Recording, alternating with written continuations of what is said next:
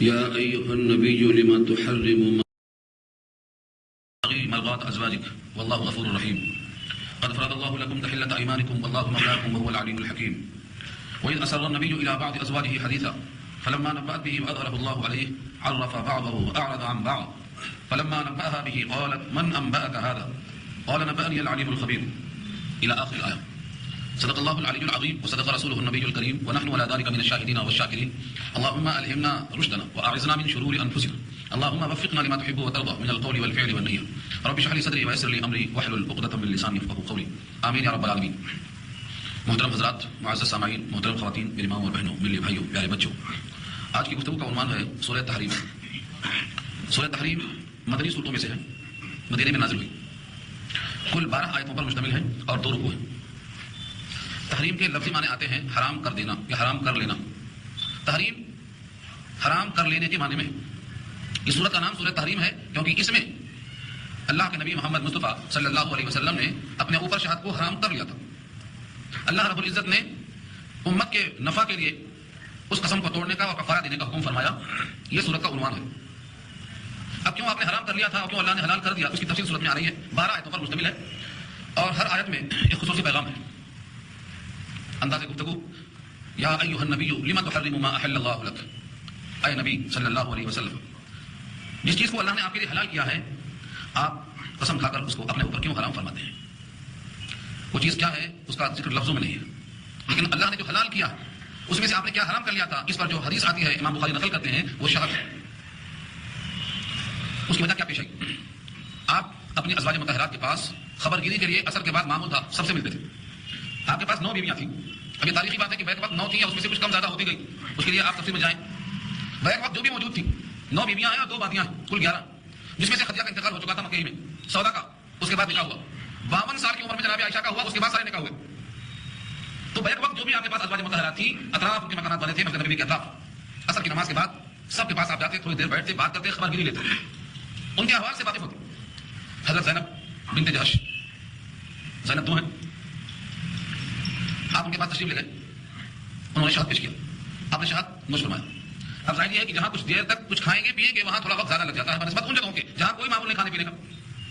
تو جب بھی آپ حضرت زینب کے پاس آتے شہد کھانے میں تھوڑی دیر لگ جاتی، اور ہر بیوی چاہتی کہ میرے پاس زیادہ وقت گزرے، کیونکہ نبی کی صحبت سے فیضیاب ہونا کوئی نہیں چاہتا. حضرت عائشہ کو رشک آیا، انہوں نے حضرت حفصہ سے مشورہ کیا.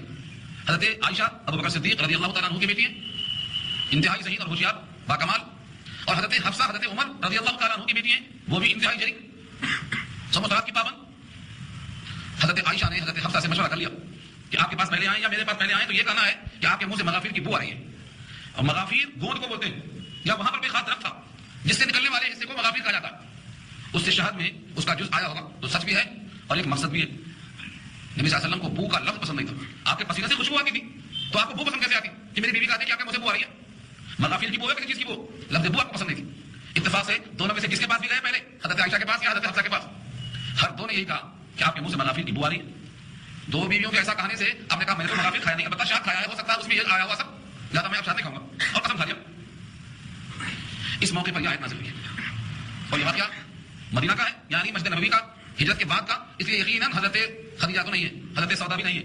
یا سودا چونکہ اس وقت آپ نے زیادہ فرمایا تھا کہ حضرت سودا کو زوجیہ سے الگ کر دیں گے، لیکن انہوں نے کہا کہ میں اپنی باری وقت کرتی ہوں، آپ مجھے نکاح میں باقی رکھیے، میں قیامت میں آپ کے نکاح میں رہنا چاہتی ہوں تاکہ اللہ تعالیٰ مجھے آپ کی زوجہ سمجھ کے اٹھائے ماچل میں، اس مجھے اعجاز سے محروم مت کیجیے. نبی صلی اللہ علیہ وسلم نے ان کی خواہش پوری کیا، وہ نکاح میں باقی رکھا. اس کے بعد حضرت عائشہ کے بعد جتنا نکاح ہوا سب بعد میں ہوا. اس موقع پر یہ اللہ کی طرف سے اشارہ کہ جس چیز کو اللہ نے آپ کے لیے حلال کیا ہے اس کو آپ نے حرام کیوں کر لیا. یا ایھا النبی لما تحرم، اے نبی صلی اللہ علیہ وسلم، لما تحرم کیوں حرام فرما لیا، ما اس چیز کو، احل اللہ جس کو اللہ نے حلال کیا، لکا آپ کی خاطر. یہاں اس کا جیم کا وقفہ. آگے خود اللہ فرماتے ہیں کہ ایسا آپ نے ایک مقصد سے کیا ہے، وہ مقصد اس کے بغیر بھی پورا ہو سکتا ہے. فرمایا تبتغی مرضات ازواجک، تبتغی آپ تلاش کرتے ہیں، چاہتے ہیں، مرضات پسندیدگی، رضامندی، ازواج زوج کی جمع ہے اور کاف زبر کا آپ کے ازواج کی مرضات یعنی پسندیدگی اور خوشنودی آپ حاصل کرنا چاہتے ہیں. اللہ کی خوشنودی اور اللہ کا حلال و حرام کا حکم یہ زیادہ ہے توجہ کے لائق بمقابلہ بیویوں کی مرضات اور پسندیدگی. اس لیے اللہ نے پیشگی ہی معاف کر دیا، واللہ غفور رحیم، اللہ مغفرت کرنے والے رحم کرنے والے ہیں. اب اس کا حل کیا ہے؟ آپ نے قسم کھایا، اگر اس قسم کو اللہ نے کوئی ترکیب سے حل نہ کیا ہوتا تو ہمیشہ کے لیے اس قسم پہ آپ باقی رہتے اور پوری امت شہادت سے معلوم ہو جاتی، جس میں شفا ہے لوگوں کے واسطے. یہ بھی اللہ کا امت پہ احسان ہے اور نبی پہ بے پناہ محبت کی علامت ہے کہ آپ نے فرمایا قد فرض اللہ لکم، اللہ نے فرض کر دیا ہے آپ کے لیے، یعنی لازم کر دیا ہے آپ کے لیے کیا؟ تحلۃ ایمانکم، آپ کی قسم کو کھول دینا۔ تحلۃ، حلت کے معنی آتے ہیں کھول دینا، قسم کے ذریعے جو چیز حرام ہو گئی تھی اس حرمت کی گرہ کو کھول دینا، اپنی قسم کی حلت کو کھول دیجیے، یعنی قسم توڑیے، کفارہ ادا کر دیجیے۔ کفارے کی پوری بحث سورہ انعام میں آ چکی ہے اور سورہ بقرہ میں آ چکی ہے۔ واللہ مولاکم، اللہ آپ کے مولا ہے، واللہ اور اللہ مولاکم آپ کے مولا۔ مولا کئی معنی میں آتا ہے، کامن نام نہیں ہے، مشترک، ایک ہی معنی نہیں ہے اس کی۔ مولا یہاں استعمال ہوا ہے اور مولا کا لفظ سورہ نحل پارہ 14 میں آیا ہے۔ ہمارے اردو میں مولانا جو کہا جاتا ہے وہ مولا کا جڑا ہوا لفظ ہے، نون لفظ نہ اس میں جوڑا گیا، مولا میں نہ جوڑا گیا تو مولانا ہوا۔ سورہ نحل میں مولا آیا ہے، وہاں نہ نہیں ہے، ہاں تھوڑا سا فرق ہے۔ لفظ مولا کے معنی آقا، لفظ مولا کے معنی کارساز، کام بنانے والا، مولا کے معنی قیادت اور سیادت اور کرنے والا۔ تو مولا یہاں دیکھیے مولاکم، اللہ تمہارا مولا ہے، اللہ تمہارا کارساز ہے، اس کام کو اللہ نے بنا دیا، قسم توڑ کے کفارہ دینے کا حکم دے دیا، کام بن گیا۔ ایک شے جسے امت معلوم ہو سکتی تھی پھر پیدا ہوگی تو کام بن گیا، اور قسم کا کفارہ کوئی بہت بڑی چیز نہیں ہے۔ اطعام و عشرۃ مساکین، 10 مسکین کو کھانا کھلا دو، کفارہ یہ تو ہے، کپڑے پہنا دو۔ 7واں پارہ سورہ انعام میں یہ بحث آئی ہے۔ بہرحال اللہ کی طرف سے یہ حکم آیا تو مولا کا ترجمہ ہے کارساز، تمہارا اللہ مولا ہے، کام بنا دیا۔ اور سورہ نحل میں آیا مولا، اس کا مولا، یعنی جو غلام ہے اس کا مولا جس نے اسے خریدا، وہ غلام کچھ کرتا نہیں ہے تو مالک پر بوجھ ہے، تو وہاں فرمایا وہ کل علی مولا، اپنے مولا پر بوجھ ہے۔ تو دیکھو اللہ نے خود غلام کے مالک کو غلام کا مولا کہا، سورہ نحل پارہ 14 میں۔ غلام کے لیے اس کا جو مالک ہے وہ مولا کے درجے میں ہے، کارساز ہے، کام بنانے والا ہے اس کا، یا اس کا دوست ہے۔ اسی معنی میں جو دینی قیادت کرتا ہے، دینی گائیڈ کرتا ہے، اس کو مولانا کہا جاتا ہے، آپ ہمارے مولا ہیں، یعنی دینی کام میں ہمیں رہنمائی کرتے ہیں، آقا کے معنی میں نہیں ہوا۔ جس معنی میں سورہ نحل پارہ 14 میں اللہ نے استعمال کیا ہے اسی معنی میں مولانا کہا جائے گا۔ لوگ کہتے ہیں مولا تو اللہ کا نام ہے، آقا اللہ کو بولتے ہیں، یہ دوسرے سے یہ کم علمی ہے، کہیں سن لیا بول دیا۔ تحقیق کس کا نام ہے؟ قرآن کھولو تحقیق یہاں ہوگی۔ تو مولا کے معنی کارساز، کہیں مطلق آتا ہے جیسے نعم المولا و نعم النصیر، کیا عمدہ مولا ہے، یہاں مطلق ہے، اس کا مولا تیرا مولا نہیں ہے، اس لیے یہاں مراد اللہ کے ساتھ ہے۔ تو مولا کے معنی کارساز، کام بنانے والا، وہ تمہارا کارساز ہے۔ واللہ وهو العلیم الحکیم، اور وہ علم حکمت والا ہے۔ علم کا تقاضا تھا کہ یہ حکم دیا، اور حکمت کا تقاضا یہ تھا کہ آپ کی قسم کو توڑنے کا حکم دے دیا۔ اس طرح سے اللہ تعالیٰ کا یہ حکم نبی صلی اللہ علیہ وسلم نے پورا کیا۔ اب اس کا ایک جز اور ہے جو عورتوں کو بہت ضروری ہے سنانا۔ عورتیں اس معاملے میں اپنی فطرت کے مطابق ہر بات نقل کر دیتی ہے۔ اگر آپ ان سے کہتے ہیں کہ یہ بات کسی سے نہیں کہنا تو ضرور نقل کریں گے، کیونکہ حدیث میں یہ مضمون کسی انداز سے آیا ہے کہ انسان کی فطرت ہے، جس سے منع کیا جائے وہ ضرور کرتا ہے۔ الانسان حریص فیما منع، جسے روکا گیا وہ کرتا۔ حضرت آدم سے کہا اللہ نے یہ درخت نہیں کھانا، باقی جنت بہت بڑی ہے، کھاؤ پیو گھومو۔ یا تو ایک درخت تھا یا ایک درخت کی جنس میں سے ہر درخت تھا، ایک ہی منع کیا تھا، اس کو نہیں کھانا، تو انسان کی فطرت یہ ہے کسی کو کھایا۔ اب تفصیل الگ مسئلہ ہے کہ یہ پسند تھا، پروگرام تھا، کیسا ہوا دنیا کو مگر کھایا، تو انسان کی فطرت منع کرنے کے بعد یہاں بھی نبی صلی اللہ علیہ وسلم نے اس واقعے میں جو شہد کو حرام کر لیا تھا تو یہ بیوی سے کہا دیا تھا کہ دوسرے کو خبر نہیں کرنا، کیونکہ جس کے پاس ہم شہد کھاتے ہیں ان کو جب سنائی دے گا کہ نبی نے قسم کھا دیا شہد کھانے سے تو ان کو تکلیف ہوگی۔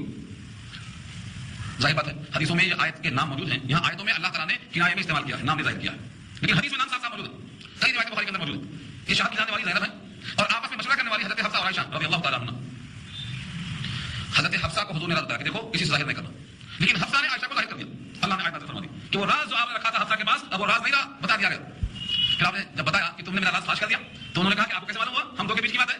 کہا میرے پاس جبریل آتا ہے اور جبریل پورا اچھے بری سے پیغام لاتا ہے، ہر ایک کے دل کی باتیں بتا کے چلا جاتا ہے۔ بتانے والا کون ہے؟ علیم الخبیر ہے، اللہ کا نمائندہ آتا ہے میرے پاس۔ اسی لیے ان کا ایمان بہت مضبوط ہوا ایسے حالات سے، دل میں سوچے خبر آ گئی، اور یہ یقین تو منافقوں کو بھی تھا، کافروں کو بھی تھا، لیکن دنیا کی پٹیاں آنکھوں پر پڑی ہوئی تھی یقین کے باوجود۔ صحابیات کا اور صحابہ کا جو ایمان پختہ اس کی وجہ یہ ہے۔ ایسے کئی واقعات کے سامنے آتے تھے کہ کوئی جانتا نہیں، لیکن وہاں آگے خبر پہنچ جاتی اور آپ مسکرانے بیٹھے ہوئے، وہ آدمی آ رہا ہے رات کا واقعہ پھنسا ہے، کون خبر دیا؟ جبریل نے خبر دیا۔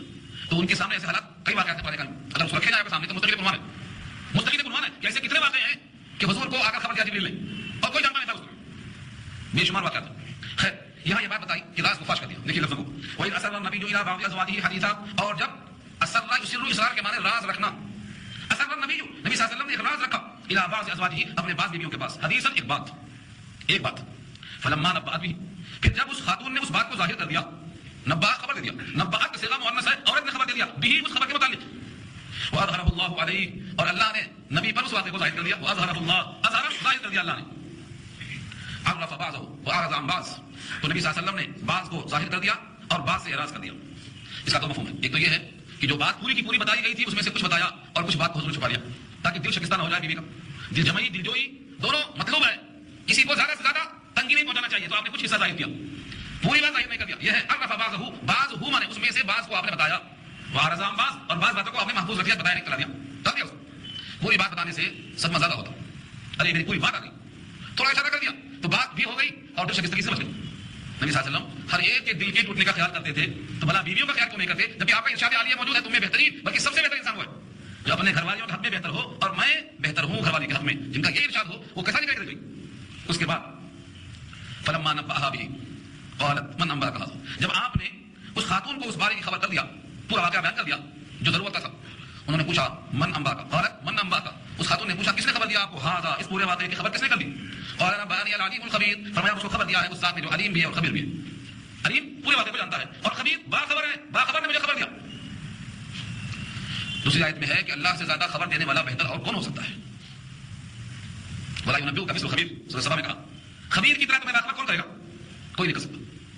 اب یہاں سے اللہ تعالیٰ نے ان دونوں کے لیے جیسے شہد کے بارے میں قسم توڑنے کا حکم آیا، اب ان دونوں بیویوں کے اس معاملے میں اللہ نے اصلاح فرمائی کہ دیکھو دو راستہ ہے، ایک راستہ ہے کہ توبہ کرو، اصلاح کرو، نبی کے ساتھ تعلق استوار کرو، اور ایک راستہ یہ ہے کہ پھر فراق اور جدائی، الگ ہو جاؤ، کائنات بہت لمبی چوڑی ہے، رہو تو کچھ اسلوبی سے رہو، اور نہیں رہنا ہے تو اللہ کسی کا محتاج نہیں ہے، نبی کے واسطے ہزاروں عورتیں پیش کر دے گا۔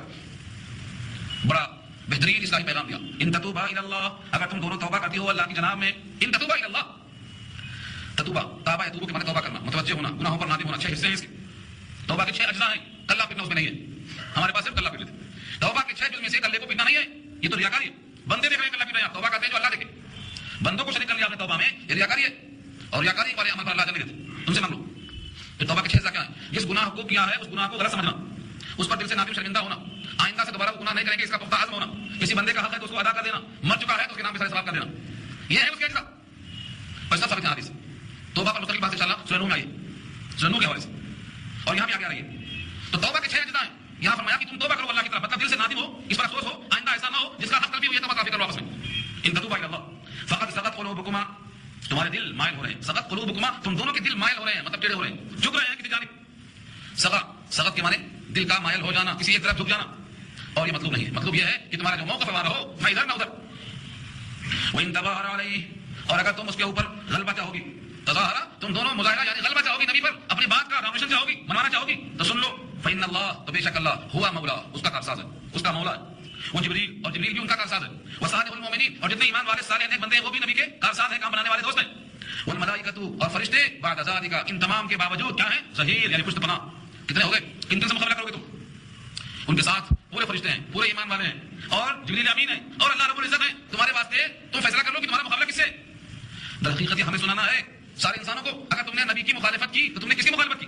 اللہ کی مخالفت کی، فرشتوں کی مخالفت کی، ایمان والے نیک بندوں کی مخالفت کی، کس کا مقابلہ کرو گے تم؟ اس لیے ہمارے واسطے بہتر یہ ہے کہ ہم بھی اللہ کی طرف توبہ کر لیں، سابقہ تمام گناہوں سے رجوع کر لیں، اور صرف یہی نہیں کہ اتنے لوگ پشت پناہ ہیں، بلکہ اللہ نے نبی سے آپ کا رشتہ نکاح کی بنیاد پہ رکھا ہے، یہ نکاح کی بنیاد ناراضگی کے بعد طلاق کی شکل میں ٹوٹ سکتی ہے، اور جب طلاق دینے پر نبی قادر ہیں تو نبی کو اللہ تم سے بہتر عورتیں اتنی خوبیوں میں آگے لکھتا رہی ہے، تم سے بہتر خواتین کا انتظام اللہ کرنے پر قادر ہے، لہذا اپنے اس تعلق کو سمجھو اور اللہ کی طرف مائل ہو کر اس کی تعریف کرو۔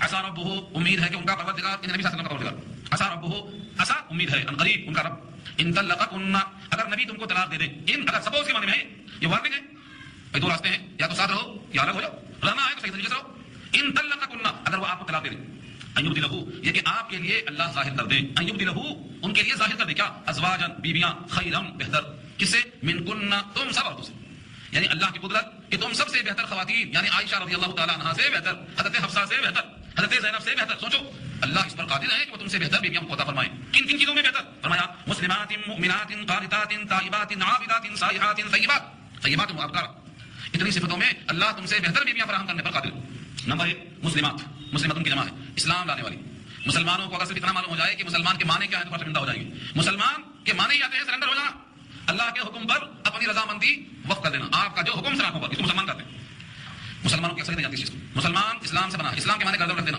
میں نے گردن آپ کے سامنے رکھ دی، اب جو حکم ہے میں کروں گا، یہ ہے اسلام، ایسا کرنے والے کو مسلمان کہتے ہیں، تو مسلمان اس کا مؤنث ہے، یعنی اطاعت گزار، فرمانبردار، کسی بھی حکم میں مخالفت نہیں۔ نمبر 2 مؤمنات، یقین کرنے والیاں کہ ہماری نجات نبی کے لائے ہوئے دین میں ہے، یقین کے ساتھ دل میں اعتماد پیدا ہو۔ نمبر 3 قانتات، یہ ایسی عورتیں ہیں جو شوہروں کی اطاعت کرنے والی ہیں، مسلمان تو اللہ کی اطاعت، اور قانتات شوہر کی اطاعت، قانتات میں خاص طور سے جو بھی حکم ہو اس کو پورا کرنے والیاں، حکم یہ دے کہ تم کو پہاڑ منتقل کرنا ہے، پہاڑ تو منتقل نہیں ہوتا لیکن پہاڑ تک چل کے جانا تم میں ہے، وہاں تک جانا، جتنا قدرت میں ہے اتنا اطاعت کرنا، یہ ہے قانتات۔ چنانچہ سورہ نساء میں جو آیت آئی ہے مومن عورتوں میں جو تمہاری نکاح کے لائق زیادہ عمدہ ہیں وہ کون سی ہیں؟ فالصالحات قانتات، پہلی صفت تمہاری ہے شوہر کی بات ماننے والی ہو، حافظات للغیب بما حفظ اللہ، جن چیزوں کا تحفظ کرنے کا اللہ نے حکم دیا اس کا تحفظ کرتی ہو، تو قانتات اطاعت گزار شوہر کی بات ماننے والیاں، تائبات توبہ کرنے والیاں، جو بھی قصور ہوا اللہ سے رجوع، عابدات عبادت کرنے والیاں، بندگی میں روزہ ہو، نماز ہو، زکات ہو، حج ہو، جہاد ہو، جس کا معاملہ ہے جب بھی حکم آیا بندگی کا پورا مظاہرہ، صالحات روزہ رکھنے والیاں، سیبات بیویاں ایسی جو شادی شدہ ہیں ان کو سیبات کہتے ہیں، سیبتن شوہر والیوں کو سیبہ کہتے ہیں، یعنی جو بیوہ ہو جائے، جیسے حضرت سودا بیوہ تھی آپ کے نکاح میں، بلکہ وہ یہ کیا ساری عورتیں بیوہ تھی، بیوہ سے مراد یہ نہیں کیونکہ شوہر مر گئے تھے، یعنی کوئی ایک شوہر کے بعد طلاق ہو کے مطلقہ ہو کے آئی تھی، کوئی دو سوائے حضرت عائشہ کی، حضرت عائشہ کا نکاح آپ سے ہوا، اس سے پہلے کسی سے نکاح نہیں ہوا تھا، 6 سال کی عمر میں نکاح ہوا، 9 میں بدائی ہوئی، 18 سال میں نبی صلی اللہ علیہ وسلم کے ساتھ آپ کی جو رفاقت تھی وہ ختم ہوئی، 18 سال کی ان کی عمر تھی جب نبی صلی اللہ علیہ وسلم کی وفات ہوئی، 9 سال آپ کے ساتھ نہیں نکاح اس کے بعد، ان کے سوا ہر خاتون یا تو 2 شوہروں سے بیوہ یا تو 1 شوہر سے بیوہ یا تو ان کے شوہر بن چکے تھے، 2 شکلیں تھیں، تو اللہ تعالیٰ نے دونوں کو تشبیہ دیا ہے، سیبات کہا کر کے بقیہ عورتیں، وہ ابکارا کہا کر عائشہ کو مخاطب کیا ہے کہ عائشہ بھی کنواری تھی، بقیہ سب غیر کنواری تھی، تو مطلب کیا ہوا کچھ بیوہ کچھ کنواریاں، کنواریوں سے اشارہ حضرت عائشہ کی طرف ہے، بقیہ سب بیوہ، جس کا شوہر مر جائے وہ بیوہ کہلاتی ہے اصطلاح میں، جن کا شوہر زندہ ہو لیکن طلاق دے دے اس کو مطلقہ کہا جاتا ہے، وہ بھی اسی حکم میں ہے، سیبہ کا حکم ہے، تو جمع نہیں بجائیے۔ اب کس کس بیوی کے ساتھ ایسا نکاح ہوا یہ تو آپ کو پڑھنا چاہیے، تاریخ اسلام نہیں تاریخ نبوی کو جانا چاہیے، سیرت نبوی پڑھنا چاہیے تاکہ معلوم ہو نبی صلی اللہ علیہ وسلم نے جتنے نکاح فرمائے ہیں ان کا مقصد کیا تھا اور آخری عورت کیا کہتا ہے، الزام لگانے والوں کو سمجھا سکیں آپ، سیرت نبوی پڑھنا چاہیے۔ یہ خطاب تھا تمام ازواج کے لیے، اب یہاں سے ہر مومن کو خطاب ہے کہ توبہ کرنا، عبادت کرنا، بندگی کرنا، جہنم کی فکر کرنا، مطلب جہنم سے بچنے کی فکر کرنا، یہ صرف خاتون کا کام نہیں ہے، ایمان والو سب کا یہ کام ہے۔ بات یہاں سے پلٹ کیا گئی، یا ایھا الذین آمنوا، اے وہ لوگ جو ایمان لے آئے ہو، قوا انفسکم، بچاؤ اپنے آپ کو، انفس نفس کی جمع ہے ساتھ، جس سے سانس آئے اور جائے وہ تنفس ہے، اس کو نفس کہا جاتا ہے، جب اس کی انفس آتی ہے، انفسکم تمہاری جانوں کو بچاؤ، صرف تمہاری جانوں کو نہیں، وہ اہلیکم اپنی اہلیہ کو بچاؤ، تم جمع کا صیغہ ہے، تم سب کو لازم ہے کہ اپنے گھر والوں کو دوزخ سے بچاؤ، قوا انفسکم اپنے آپ کو جہنم سے بچاؤ، واہلیکم اور اپنے اہل و عیال کو جہنم کی آگ سے بچاؤ۔ آپ سوچیں گے کیسے بچانا، ہمارے ہاتھ میں ہے کیا؟ ہاں اللہ نے آپ کے ہاتھ میں دے دیا اور کہا ان کا کھانا کپڑا اور رہنا تمہارے ذمہ ہے، اور یہ کھانا کپڑا دنیا کے حد تک ذمہ ہے، جنت تک تمہارے ذمہ ہے، لیکن آؤ وہاں دعوت ہے، جنت میں آؤ وہاں دعوت ہے، تم دونوں ساتھ آنا، کیسے آئیں گے؟ دونوں ساتھ ساتھ نماز پڑھنا، دونوں ساتھ ساتھ روزہ رکھنا، دونوں ساتھ ساتھ تلاوت کرنا، دونوں ساتھ ساتھ قرآن سننا اور سمجھنا، دونوں ساتھ ساتھ حج کرنا، دونوں کے دونوں ہر نیک کام میں مشترک رہنا۔ ایسا نہیں ہے حضرت گئے جماعت میں اور بیوی ساتھ نماز پڑھ کے بیٹھی ہے، حضرت چلے گئے فجر کی نماز جماعت سے پڑھنے کے لیے اور گھر میں اٹھا کے چلے گئے، تم سو جاؤ میں آتا ہوں، ان کو بھی اٹھانا، خود تو نہ لیا، ان کو چھوڑ کے بجن آئے ہوئے، سردی تم آرام کرو، یہ سردی کچھ بھی نہیں آئی کام میں، یہاں کی سردی اور گرمی سے بچانے کی خاطر آپ یہاں پڑھا دیتے ہیں، آپ سوچو اگر وہ جہنم میں گئے تو کیا کریں گے آپ؟ اس لیے جس کام کو آپ اپنے لیے سمجھتے ہیں کہ نیک ہے، جنت کے واسطے ضروری ہے، وہ سارے کام کی تنبیہ کرو، ڈانٹو، غصہ کرو، چھوڑ کے آنے کا جواز نہیں پیدا ہوتا، یہ ہے طریقہ۔ قوا انفسکم اپنے آپ کو بچاؤ، واہلیکم بیوی بچوں کو بچاؤ، کس سے؟ نارن آگ، اللہ نے نارن کو تنوین کے ساتھ رکھا، عام آگ نہیں، کوئی آگ نہیں، نارن ایک ایسی آگ مخصوص، یہ مخصوص آگ ترجمہ کہاں سے کر رہا ہوں؟ نارن کی تنوین سے، نارن ایک ایسی آگ ہے وقودھا الناس جس کا ایندھن لوگ اور پتھر ہیں۔ کیوں کہا یہ؟ 2 وجہ سے، وقودھا الناس والحجارہ، ناس کے معنی لوگ، حجارہ معنی پتھر، یہ 2 سے تیار ہوئی آگ، دنیا کی آگ کبھی لکڑی سے، کبھی گوبر سے، کبھی کوئلہ سے، کبھی لکڑی کے بورے سے، مختلف قسم کی آگ بنتی ہے اور ہر ایک کی تیزی میں فرق ہے۔ یہ آگ جو تیار ہوگی لکڑی کوئلے سے نہیں، گوبر سے نہیں، بلکہ جو جلائیں گے رب کریم تو اس میں جلنے والی شے کیا ہوگی؟ آگ میں جلانے والی شے کیا ہوگی؟ پتھر اور انسان، پتھر جلے گا اور انسان جلے گا۔ دنیا میں تو انسان کو جلانے کے لیے لکڑیاں لگاتے ہیں، لیکن وہاں کی آگ انسان کے جسم سے تیار ہوگی۔ دونوں کا نام کیوں لیا؟ مفسرین لکھتے ہیں کہ یہ پوجا کرتا تھا، اس کی پوجا ہوتی تھی۔ یہ پتھر کون سا ہے؟ عام پتھر نہیں جائے گا، ہر پتھر نہیں جائے گا، یہاں کون سا پتھر مراد ہے؟ وقودھا الناس، عام انسان نہیں جائیں گے، کافر انسان جائیں گے، مومن کو لیں گے، مومن پر تو خدا کی رحمت ہوگی، جس کا ذکر آگے آ رہا ہے انشاءاللہ، ایک آیت کے بعد آ رہا ہے، مومن پر تو اللہ کی رحمتیں برسیں گی۔ یہاں کون سا مراد ہے؟ انسان، الناس مراد کافر انسان، مشرک انسان، مجرم انسان، وہ جائیں گے جو باغی ہیں۔ اور حجارہ پتھر جن کو خدا سمجھتے تھے، خدائی میں شریک کرتے تھے، یہ پتھر جائیں گے جو دنیا میں خدا کے مقام پر تھے۔ اس کا تذکرہ اللہ نے کیا ہے سورہ انبیاء 17 میں، اور فرمایا انکم وما تعبدون من دون اللہ حسب جہنم، تم اور تم جس کی پوجا کرتے تھے وہ پتھر، یہ دونوں جہنم میں جائیں گے۔ حضرت عیسیٰ کی بھی پوجا ہوئی، وہ بھی جائیں گے، فرمایا نہیں، وہاں پر لفظ ماں استعمال ہوا ہے، مان استعمال نہیں ہوا، انکم وما تعبدون، اور ماں سے مراد تھنگس ہیں، اشیاء، انسان نہیں آتی، جتنے مقرب بندے ہیں سب نکل جائیں گے اس سے۔ ان کی کسی نے پوجا کی ہے، مریم کی ہے، عیسیٰ کی ہے، عزیر کی ہے، کسی بھی ولی اللہ کی پوجا کی ہے، وہ سب نکل جائیں گے۔ کیوں؟ اللہ نے خود کہا وما تعبدون، جن کی تم پوجا کرتے تھے، انسانوں میں سے نہیں، تھنگس میں سے، اشیاء میں سے، وہ سارے کے سارے پتھر، تاکہ معلوم ہو جائے کہ یہ سجدہ کرنے والا تھا، ان کا سجدہ ہو رہا تھا، دونوں کمزور، دونوں جہنم میں آ گئے، ضعف الطالب والمطلوب کا سورہ حج میں، دونوں کمزور، جس کی سجدہ ہوئی وہ بھی کمزور، بے بس عاجز، خود بلا نہیں سکا، سجدہ کرنے والے بھی آ گئے، تو دونوں سامنے ہوں گے، یہ ہے آگ کا مسئلہ۔ وقودھا الناس والحجارہ، پتھر کے آگ ہوگی اور جس کا ایندھن لوگ ہوں گے، سوختہ، اور اس کے اوپر لکڑیاں جیسے یہاں گھٹتی ہیں، جاتے ہیں، اٹھاتے ہیں، ہٹاتے ہیں، کارندے کون ہوں گے؟ تو فرمایا وہاں کام کرنے والے ایسے فرشتے ہوں گے جو انتہائی شدید ہیں، انتہائی غلیظ ہیں۔ اللہ نے غلیظ کا، غلاظ جمع ہے اس کی، شدید سے شداد، غلیظ سے غلاظ، اردو میں استعمال ہے سب غلیظ۔ کیا فرمایا؟ ملائکۃ علیہا ملائکۃ، اس پر فرشتے متعین ہیں، کیسے؟ غلاظ غلیظ کی جمع، شداد شدید کی جمع، ایسے غلیظ ایسے شدید، لا یعصون اللہ ما امرہ، جو بھی ان کو اللہ نے حکم دے دیا ہے اس کی نافرمانی کرتے ہی نہیں۔ تم لاکھ پکارو، لاکھ رام کی درخواست کرو، سنتے ہی نہیں، بالکل نہیں سنیں گے کسی کی آواز، ہزاروں سال پکاریں گے، ایک دن عذاب میں تخفیف کر دو، کہیں کچھ نہیں، یخفف عنا یوما من العذاب، ایک دن تو عذاب میں تخفیف کر دو، پکارتے رہیں گے، ہزاروں سال پکاریں گے۔ اتنے شدید اتنے غلیظ سننے کو تیار نہیں. ان کے صحیح اوصاف سورۃ میں آئے ہیں کہ ان کی آنکھیں نیلگوں ہوں گی ڈراؤنی, چہرے بھیانک ہوں گے, سر شیاطین کی طرح ہوں گے, کیسی ہیبت ناک ان کی شکل ہوگی. یہ پورے کے پورے سننے کو تیار نہیں ہوں گے. کیا کریں گے؟ وَيَفْعَلُونَ مَا يُؤْمَرُونَ, کریں گے وہی جس کا حکم دیا گیا ہے. جو اللہ نے حکم دے دیا ہے سر منہ اس سے انحراف نہیں کر سکتے. لہذا ان تمام کے لیے اب خلاصے کے طور پر ارشاد ہوا, اے کافرو یا ایھا الذین کفروا, اے وہ لوگ جنہوں نے کفر کیا, یعنی اے کافرو لا تعتذروا اليوم, آج عذر قبول نہیں ہوگا, آج معذرت پیش نہیں کرنا. دنیا میں ہم سب بتا چکے ہیں, تمہیں آگاہ کر چکے ہیں, کتابیں بھیج چکے ہیں, نبیوں بھیج چکے ہیں, زمین و آسمان کی نشانیاں دکھا چکے ہیں. آج تم عذر پیش نہیں کرنا, تم کو بدلہ تمہارے کاموں کا ہی ملے گا. تم نے اچھا کیا ہوگا اچھا ملتا, برا کیا برا ملے گا. جیسا بولو ویسا کاٹو گے. لا تعتذروا اليوم, آج کوئی معذرت نہیں, آج کوئی عذر نہیں. تعتذروا اعتذار, معذرت کرنا, کوئی چیز نہیں. انما تجزون ما کنتم تعملون, آج تو بدلہ وہی دیا جائے گا جو تم کیا کرتے تھے. تم جو کیا کرتے تھے وہی ملے گا. لہذا کفر کا انجام آگ ہے, کفر کا انجام جنت ہو ہی نہیں سکتا ہے. کوئی کہے کہ ان پر ظلم ہوا, ان کی بہت نیکیاں ہیں, یہ پوری بات آ چکی ہے سورۃ میں کہ ایمان کے بغیر کوئی عمل قابل قبول نہیں. اور ایمان عقلاً واجب ہے, نبی نہ بھی آتے, کتابیں نہ بھی آتی, تو عقل دیا اللہ نے اتنی, اگر تعقل کر لیتے تو ایمان لانے کو کافی تھا. سورہ ملک 29 میں اللہ نے یہ کہا ہے کہ جہاں نبی کہیں گے کاش ہم اپنی عقل کا استعمال صحیح کر لیتے, لو كنا نسمع او نعقل ما كنا في اصحاب السعير, نبیوں کی بات مان لیتے یا کم سے کم عقل استعمال کر لیتے تو جہنم میں نہیں آتے. تمہارے میں ہوا عقل استعمال کرتے تو توحید سمجھ میں آ جاتی. سورج نکالنے والا, پانی برسانے والا, زمین سے غلہ نکالنے والا, یہ سب دماغ میں نہیں آتا. کھاتے ہیں اور پیتے ہیں اور چلتے ہیں اور سوتے ہیں, سب استعمال ہو رہا ہے. اور پوجا کس کی ہو رہی ہے؟ جسے خود بنایا ہے, اپنے ہاتھوں سے تراشا ہے, اس کی پوجا ہو رہی ہے خدا سمجھ کر. تو کیا ہماری نہیں ہے؟ اپنے ہاتھوں سے بنایا ہوا تمہارا مخلوق ہے, تمہارا مملوک ہے, تمہارا محتاج ہے, تم اٹھائیں گے رکھیں گے, ورنہ پڑا رہے گا. نہیں عقلیں ماری گئی جیسے ان کی عقلیں ماری گئی ہیں, اور بہتوں کی ماری گئی ہیں. جو اپنے ہاتھوں سے نہانے پر قادر نہیں, غسل کرنے پر قادر نہیں, جو اپنے پاؤں چل کر جانے پر قادر نہیں ہے, وہ لے جا کر کے لوگوں نے دفن کر دیا ہے, وہاں پہ سجدہ کرا دیا, ان کی ماری گئی. تو جو اتنا عاجز ہو کہ اپنے کام نہیں کر سکتا ہو, تمہارا کام کیا کرے گا؟ اس کے باوجود لوگ سمجھتے نہیں. تو یہاں اللہ نے یہ حکم دیا ہے, اے کافرو آج معذرت نہیں کرنا, مطلب قیامت میں دن آئے گا, اس پیش کرو گے, وہاں نہیں پیش کرنا, تمہیں وہی ملے گا جو تم کیا کرتے تھے. اب یہاں سے خطاب ہے ایمان والوں کو, یا ایھا الذین آمنوا توبوا الی اللہ توبۃ نصوحا, اے وہ لوگ جو ایمان لے آئے ہو توبہ کرو اللہ کی طرف, سچی توبہ. توبہ کی صفت کیا ہے؟ نصوحا. سچی توبہ کا مطلب کیا ہے؟ نصوحا کے معنی آتے ہیں خالص توبہ, جس میں کسی انسان کو شریک نہ کیا ہو. اب بھری محفل میں سجدہ کر رہے ہیں, نماز ہو چکی, سجدے میں جا رہے ہیں, اس کے بعد کلے پیٹ رہے ہیں, قسم لے کے توبہ کر رہا ہے, شریک ہو گیا نہیں بندہ. تمہیں کرتا ہوا توبہ دیکھ رہا ہے, یہ شریک ہو گیا. ایسی توبہ کرو کہ تمہارے آنسوں پر اللہ کی نگاہ ہو, کسی بندے کی نگاہ نہ ہو. رات کی تنہائی میں کرو, خلوت میں کرو, صرف تمہارے اور رب کے درمیان کوئی نہ ہو. سچی توبہ. تو فرمایا کہ سچی توبہ, خالص توبہ. یا ایھا الذین آمنوا, اے وہ لوگ ایمان لے آئے, توبوا الی اللہ, توبہ کرو اللہ کی طرف, متوجہ ہو اللہ کی طرف, توبۃ نصوحا, سچی توبہ. اللہ تعالیٰ اس توبہ کے بدلے میں کیا کریں گے؟ عسیٰ ربکم ان یکفر عنکم سیئاتکم, امید ہے کہ تمہارا پروردگار دور کر دے تم سے تمہاری خطائیں. توبہ کا پہلا فائدہ, جتنے گناہ نامہ اعمال میں ہیں, نامہ اعمال سے نکالنے کے لیے کیا شکل ہے؟ توبہ. صابن لگاتے ہی دھبا اور میل غائب ہوتا ہے جسم سے اور کپڑوں سے, یہی حال نامہ اعمال کی دھلائی کا. توبہ کیا تو پہلا فائدہ یہاں عسیٰ, امید ہے, وعدہ ہے, جہاں امید آئے اللہ وعدہ ہوتا اللہ کا. عسیٰ ربکم, تمہارے رب کو ایسا جو حکم آیا ہے تو تم کو اللہ سے امید کرنا چاہیے.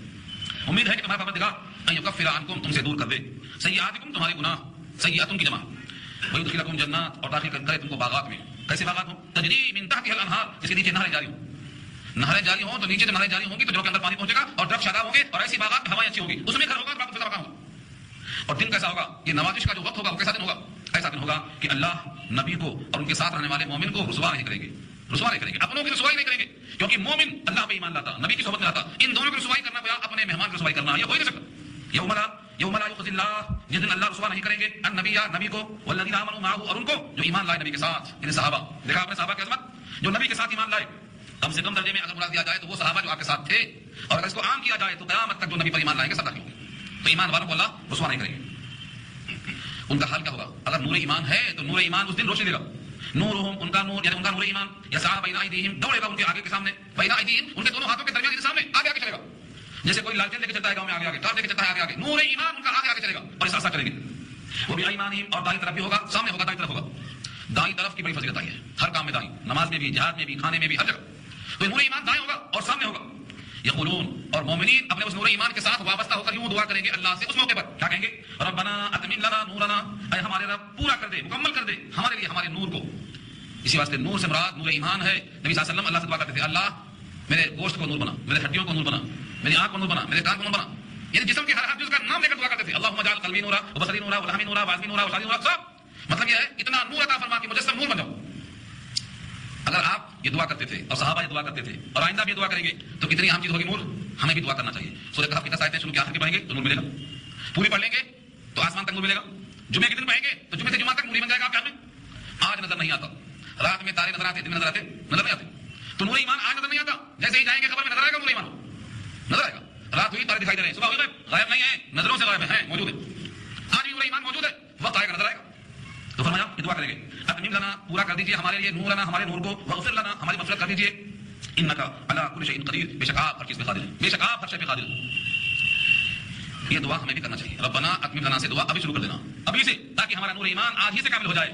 اور معصیت سے نور نہیں بنتا, نور تو اطاعت سے بنتا ہے, اطاعت سے نور بنتا ہے اور معصیت سے ظلمت بنتی ہے.